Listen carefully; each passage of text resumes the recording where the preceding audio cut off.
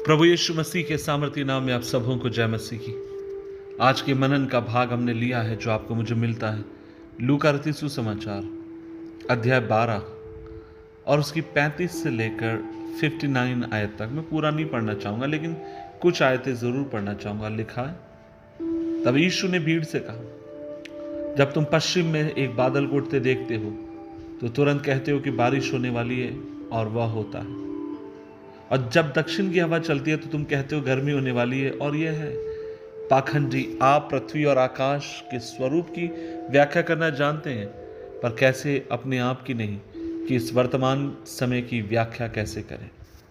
अजीजों, परमेश्वर के वचन में जब आप और मैं पढ़ते हैं इस बात को पाते हैं, और वो ये है कि फरीसी, सदुकी, शास्त्री, ये वे लोग थे जो लोग लगातार प्रभु यीशु मसीह को फंसाना चाहते थे और उससे मांग करते थे कि तुझे एक चिन्ह दिखाने की जरूरत है। और हालांकि वो एक चिन्ह देखना चाहते थे, वे चिन्ह की मांग कर रहे थे, लेकिन वे यीशु को प्रभु कर स्वीकार करने के लिए तैयार नहीं थे।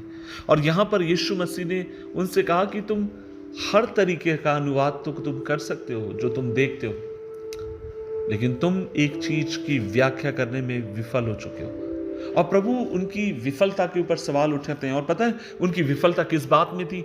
उनकी विफलता थी आत्मिक चीजों को समझने के लिए। आत्मिक परिवेश में क्या चल रहा है उस बात को वे कभी समझ ना पाए। आत्मिक स्तर में किस तरीके की बात हो रही है वो उस बात को कभी देख ना पाए। और तब प्रभु उनसे कहते हैं, तुम समझना तो चाहते हो, लेकिन तुम बाकी के आडंबरों के लिए अपनी आंखों को बंद कर लेते हो।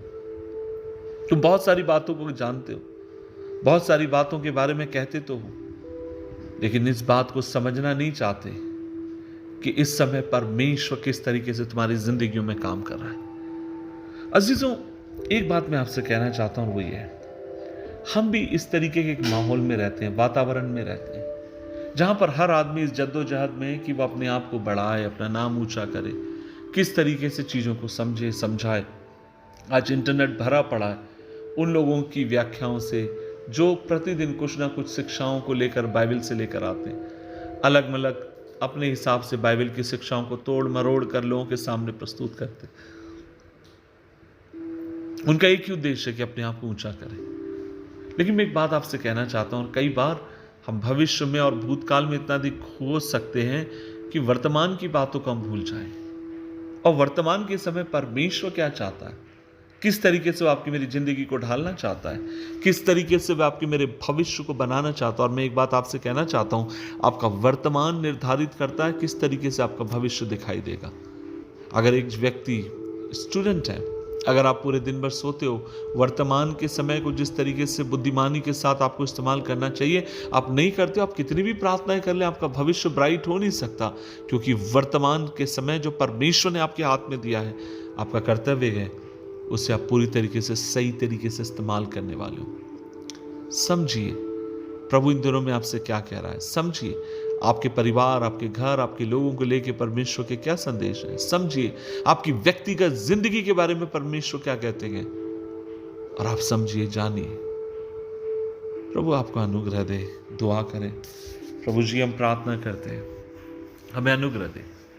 हम कई बार दुनिया भर की बातों में अपने आप को फंसा कर रखते हैं, लेकिन प्रभु जी हम भूल जाते हैं कि वर्तमान में तू हमसे क्या बात करता। प्रभु आप हमसे क्या बात कर रहे हैं, और आज हम मिलकर दुआ करते हैं।